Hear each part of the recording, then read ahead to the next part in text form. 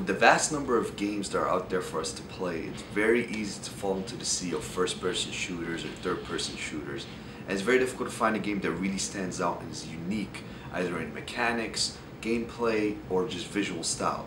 So I thought I'd make a list of 5 games that I've played and I've found them to be unique and outstanding in one of these 3 categories that I've mentioned. Now, it doesn't necessarily mean that these games are the best that there ever will be, but there's definitely a lot of fun to have with them. So let's get to it. Fight Night Champion. Now, this is one game that many of the subscribers might be familiar with because I did post a lot of the gameplay for it, and it's one of my favorite games of all time. It's not just a game that I feel is unique, but it's also one of my favorite games in terms of to play. It's a boxing game if you're not familiar with it, and what's good about it and what's really great about this boxing game is that it has a story behind it. Now, personally, I've never seen a sports game that actually implemented a story that was that good as they did with Fight Night Champion. Now, that's not the only thing that makes it unique and outstanding in terms of standing out from all the other sports games out there and all the other fighting games out there, but also the controls. Now, if you're familiar with the Fight Night series, then you already know what the controls are, but when this series first came out, these controls were unheard of. The only other game that had these style of controls or similar controls that actually used the analog sticks was the Jet Li game that came out for the PS2.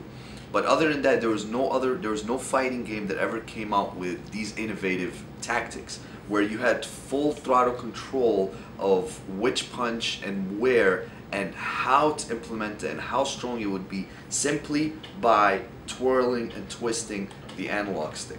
So this is one thing that really makes this game stand out as unique. The other thing, like I mentioned, is the story. The story itself is not, I wouldn't say that the story is a 5-star or it's very original. It's not really an original story in that sense, but it is a very, very solid story, and I've never seen another fighting game or sports game that implements a story so well to make it that it's something that's believable. The previous Fight Night games, what they would usually have is legacy mode. Legacy mode, you just literally, you build the fighter, you know, you make a created fighter, having a stamina increase, etc., etc. But with Fight Night Champion, it actually has a full throttle storyline that actually feels like a movie playing that you'd go and watch in the theaters. And I really, really enjoyed this game. So this is one of the games that I feel is definitely outstanding in not only in its class, but in general as a PS3 game and as a fighting game in general. The next game I have here is Mirror's Edge. Now, there's definitely no denying that this game is unique. What's unique about it is, first of all, the visual style. It's so beautiful, you know, especially for the time that it came out. When you looked at some of the trailers, I didn't believe it. I thought this was just, you know, just part of the trailer, you know, part of the CGI. But it was actually part of the in-game sequences. Now, the visuals are amazing. They're very good. But what really makes this game stand out is the style of its play. There's no other game that I know is like this, and it's basically, if I would categorize it as a genre, I don't even know if it has a genre, but you're in a first-person view, and it's not a first-person shooter, although you can have a gun and you can shoot with it, but it's not a first-person shooter. It's basically a first-person runner, where you're trying to avoid as much confrontation as possible, while at the same time, if you are confronted with the let's say enemies, you can take them down in acrobatic means, and this is all done in first person. So you run up the wall in first person, you glide on the side in first person, you jump and you twirl in first person, and you know, it gives you that feeling. If you're running and you're about to jump off the roof, how would it actually feel? Obviously, you know, it'd be a little bit different if it was in real life, but it gives you a sense of that feeling. And you know, I would say, if you remember Brink, when it came out, it had a lot of hype. You know, people thought it was going to be like a great game, and unfortunately a lot of things happened with it, and in terms of a lot of bugs, and it didn't make it such a great game. But Brink was supposed to be a combination of kind of like Mirror's Edge and, let's say, Call of Duty, where it was a first-person shooter, but it had elements of acrobatic first-person experience. Now, this game is definitely a fun game to play. I would definitely recommend for people to play, and if you play it, you will not be disappointed in the sense that you will not find any other game that's like this. So that's Mirror's Edge. Another game, this game is for the Wii. This is Mad World. Mad World is one of the best games that I've ever played, and it really implements the Wii in the way that we envisioned it to be. In the sense that, you know, you would think that you would have a sword and you'd be able to just use the Wii remote and twirl it and fight with the sword, or if you have a gun, you'd be able to use the Wii remote as a gun. There's elements of that in here. And you play as a person named Jack. He's a mercenary. The story is not all that crazy. You know, you're in this this sick game where you have to kill people. It's a third-person fighting game, and it has other elements. Like, for instance, it has a chainsaw. You can use guns at some points. But the thing that really stands out about this game, the thing that really stands out is the visuals. The whole thing is in black and white. And when there's gore, there's gore. And this is on the Wii. There's a lot of gore in this game. There's a lot of blood. And that really stands out because it's against the black and white. That's one thing. So the visual aspect is unique. The second thing is the boss fights. Some of the best boss fights I have ever had, and some of the most fun I've ever had was playing this game, Mad World. A lot of times you'd be faced with an enemy where you basically have to mimic their style in terms of killing. Like, for instance, there was one enemy that he's a cowboy, and to finish him off, it was the best thing. You had to take the Wii remote, because the Wii remote, you have the remote, you have the nunchuck, and you had to basically shoot him up with the revolver. And you have two revolvers, and to do it, you have to keep going back and forth, back and forth, back and forth. It really puts you in the shoes of the person, of Jack, while he's taking care of the enemy. Just having my brother sit there and watch it, he really enjoyed just even watching it, you know, not even playing it. So this is definitely one of the games that I recommend for you to play, and it would be a unique experience for you. It's not something that you would find in other games. Another game for the PS2 is Jaws Unleashed. Now, what makes this game unique is the fact that you're playing as a shark. Now, you tell me what other game plays as a shark. If you're familiar with the movies Jaws, of course, you know, these are the movies that used to give us nightmares back in the day. If you're familiar with these films, you get to play as the actual shark Jaws, which is a huge great white shark, huge, and you know, you swim. It's basically like GTA style open world, except it's in water. Now, I'm not gonna say that this game is spotless and perfect. It does have its issues, especially with the controls and the camera. The camera is really one of the things that is a big downfall for this game. But other than that, it's amazing with the fact that you go underwater, and you can almost sense why there's shark attacks. It's like, why would a shark not attack if I saw a swimmer on top and I'm right under him, and like I can just plan to swim around him and jump up and take him down? So this game is definitely one of the most unique games I've ever played because of the fact that you play as a shark. Some of the boss fights include fighting a killer whale. I mean, come on. You know, who would not want to fight a killer whale as a great white shark? So that's one game I would definitely recommend playing. I picked it up, I think, for about 13 bucks from GameStop.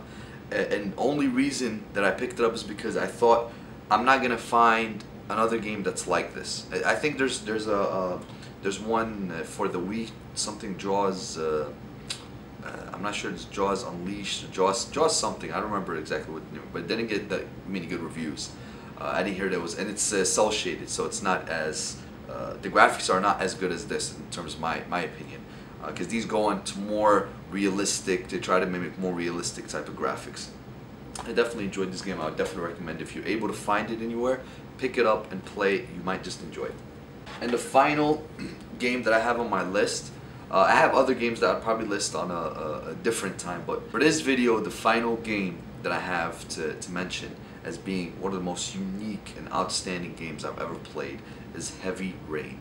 Heavy Rain is indescribable in just one video, in my opinion. I think you can take several videos and talk about this game. This game is graphically very well done, especially for the time that it came out. It uses the PS3, it's a PS3 exclusive. It uses the PS3's engine in a very good way. It uses the controls in every single way possible. The motion controls, it uses it perfectly. It's like the PS3 was made so as that it can play this game, not that this game was made for the PS3. Now, the story element of the game is amazing. You're not gonna find another story like this. You're not going to find another game that puts the amount of emotions that this game puts in you as a player. There's so many different ways that the story can pan out, and there is no checkpoints. There is no restarts. If you die, you die. He's dead. The character is going to be gone from the story forever, and it changes the story completely. And you move on to having a different ending. There's probably like 20. So many different endings. At least 20 endings to this game, and every single possibility is just infinite. You know, you can just keep counting how many possibilities to go. The way the controls are set up, I felt like I've played this game like I've never felt playing any other game. I felt like I was in this game, literally. Because at some point, I'll give you one example. At some point, you're going inside a store and you find that the store is being robbed. Someone's robbing the store while you're in it.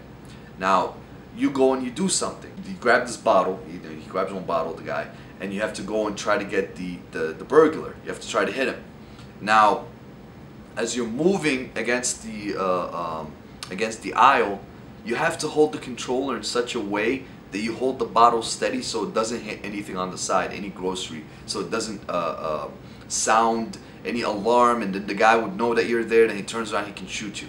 So the whole point is you have to sneak up behind the guy and hit him, and the whole time you have to hold the controller in such a way that, because the PS2 has motion sensor, so if you move it up or if you move it down, then you know it can make movements to the actual bottle that you're holding. So the whole time you're really panicking, because again, if you die, that's it. That's the end of the character. So you don't really want him to die. So you really feel like you're in it. You know, you feel like this is my one life. I don't have any other life.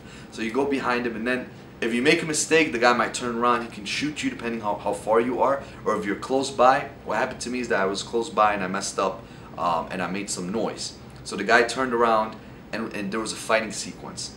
Now the fighting sequence was amazing. It was just out of this world. You know, the guy took out a knife and he tried to stab me, and I had to press the buttons right away. If I didn't press them right away, I would get stabbed. And if you get stabbed, either if you die or if you have an injury, the injury would last until the whole end of the game. So the whole time it's like you press down so that the guy ducks, so you can duck from the knife, or you press up so you can jump, or you press left so you can punch him, and you have to do it right then and there at the time that it asks you to do it. A lot of people, they said it is just one of those games where you just press a button at the time that it tells you to press a button. It's not necessarily like that. The game actually has a lot of elements where you have to control the player, and even if that was the case, even if it was the case that it's just you pressing buttons at a specific amount of time, the fact that you can't restart, it just puts a whole nother element of fear and creativity that's not available in any other game. This game is not just a unique game, it is an outstanding PS3 game. I don't even think it has a genre. The only game that would come close to, I would say, is the Indigo Prophecy, which I believe is made by the same people actually, and that's on the PS2. But yeah, definitely, if you ever got the chance to play this game, take the chance and play it. If you're able to get the game for maybe 20 bucks, I would say if you get it for 60, it's still worth $60, even now. But if you can get it for like $20, go get it for $20 and play this game. This game is definitely worth it. I hope you guys enjoyed. Those were the 5 games that I had in mind as unique and outstanding in their mechanics, display, or their controls. Peace.